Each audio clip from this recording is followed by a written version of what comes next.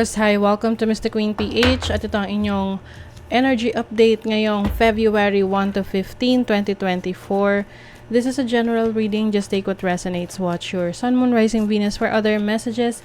And thank you sa lahat ng mga sumusuporta dito sa ating channel. Just a reminder, gamitin nyo lamang ang reading na to bilang gabay and pa-follow like na rin ang ating Facebook at TikTok. Lahat po yan, Mr. Queen PH. And please check out my Shopee. Available ang mga protection and prosperity items, bracelets, zodiac sign bracelets, and many more. Link on the description. Ayan. So, let's see, Taurus, what is up with you ngayong first half. Okay, so you have midheaven. Wow. So, you're going to focus on your career, your reputation. So, I think matayog ang inyong mga pangarap, no, na gusto nyo talagang ma-accomplish. Yung iba, meron kayong pagpapalit ng trabaho or career. Oo. Because you feel na parang upgrade. Oo. Yung iba, lilipat ng company kasi mas malaki yung sweldo doon or mas malaki mas mataas yung posisyon, no? May upgrade ng posisyon. You also have trine, sextile, symbiosis. So, there's also help. Maaring may tumutulong sa'yo ngayon or tutulong sa inyo na may magbago for the better sa inyong trabaho, career, business. You also have retrograde, which is review.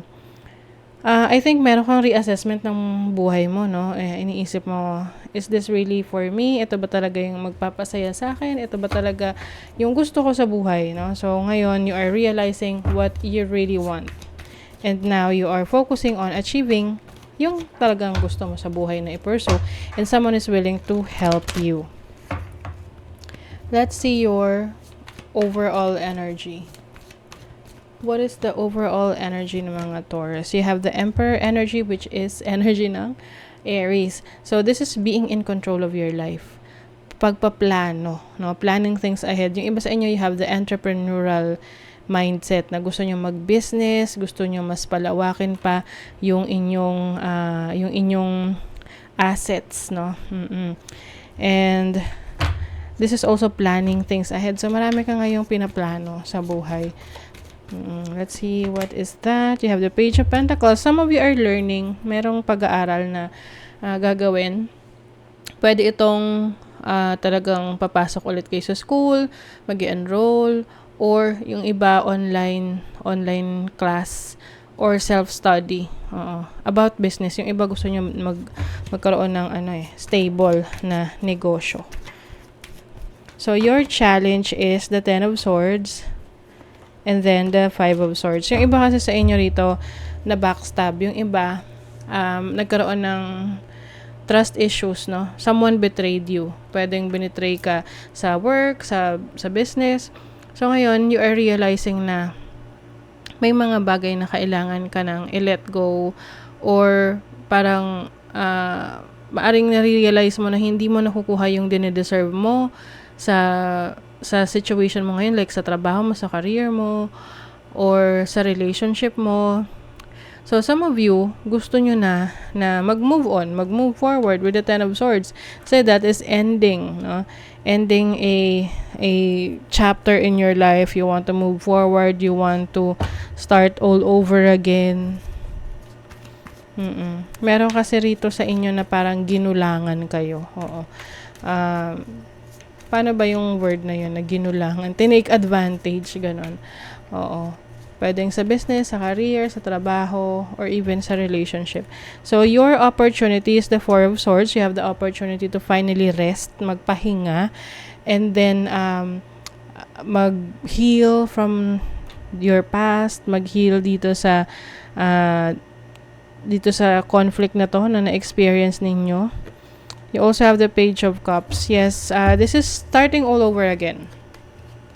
I don't know kung ilang beses ko na nasabi yung starting all over again sa reading nyo, but it's about a new life, a new opportunity na gusto mong i-explore.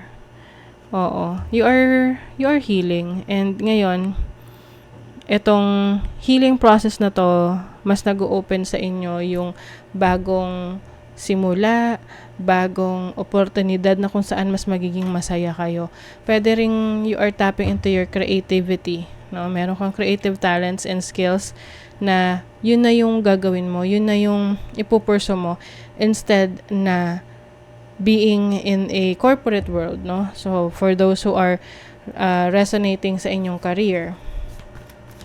But in the relationship side, parang you are setting boundaries ngayon. Kung dati laging, sige, bigay kayo ng bigay, pinagbibigyan nyo itong person na to kahit na marami siyang issue, like, hindi na siya ganun ka masyadong pwedeng pagkatiwalaan. Hindi siya trustworthy, no? Pero, I think ngayon, you are finally setting that boundaries na okay, hanggang dito na lang yung kaya ko. Then, kung hindi mo maibibigay, then I'll move on. I'll move forward. So, this is your blessing. You have the Knight of Pentacles and the Empress. So, you're going to be very blessed in terms of your money, abundance, your career with the Empress here. Some of you naman may blessing na baby, no? Pwedeng sa family ninyo, may bagong baby or ikaw mismo ang magdadala ng baby sa inyong bahay. But for some of you naman, this is about being more productive, stepping into your power, practicing self-love, self-care, and pagdating sa finances ninyo, magiging maingat na kayo ngayon kung saan nyo i-invest yung pera na yan. Hindi lang about investment sa business or career, trabaho, but also kung saan mo i-invest yung pera na yan in terms of kung kanino mo ibibigay yan. Like, for example, your loved ones, kung sino na sa tingin mo dinideserve yan. So, magiging maingat ka na. Let's see, ano pa. Conservation, make conscious choices. Yes. So, itong choices na to, mga decision making mo, ito yung tipong aware ka sa mga pros and cons. Aware ka sa mga ins and outs, sa mga consequences ng magiging decision mo. So, ngayon, alam mo na aware ka. Kasi yung iba, nagde-decide lang na hindi sila aware kung ano yung magiging consequence. Kaya pag dumating na yung consequence, ayan na, hindi nahihirapan na silang mag-deal with that because hindi nila na-expect yun. Squirrel, spiritual maintenance, be your own caretaker. See, kayo ay you are being asked na pangalagaan ang inyong sarili. Physically, mentally, emotionally, spiritually.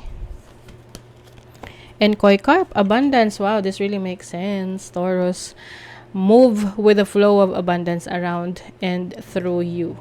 So, I see someone na collaborating with you, helping you to make things work for you. Yeah, with the Empress here, may abundance talaga. Yung mga needs mo, these are all met. Huwag kang mag-alala. Kung meron mang mga taong nag-take advantage sa'yo, sinira yung tiwala mo sa kanila, madali lang for you na makarecover from that. Okay? So, that is your reading, Taurus. Kung nagustuhan nyo ito, naka-resonate kayo, mag-comment kayo dyan, like, share, subscribe, para lagi kayong updated sa ating mga readings. Thank you so much, Taurus. See you again.